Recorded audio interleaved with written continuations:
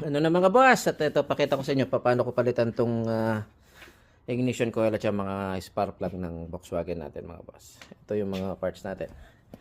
Ayan yung ating spark plug, ito yung tools na gamitin natin. Ito mga boss, tsaka ito yung bago nating ignition coil. Ito siya mga boss.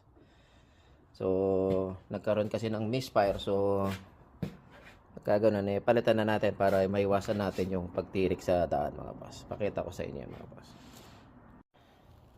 Ito mga boss, nilawagan na natin yung mga spark plug natin. Ayan, dito yan eh. Ayan yung isa. Apat yan. Ayan yung isa. At ayan yung isa mga boss. Ayan yung unang gagawin mo mga boss. At ayun na nga mga boss, nailagay ko na yung ignition coil. Ibalik lang natin itong mga ano na to. Susok lang yan mga boss. Make sure na intact yan mga boss.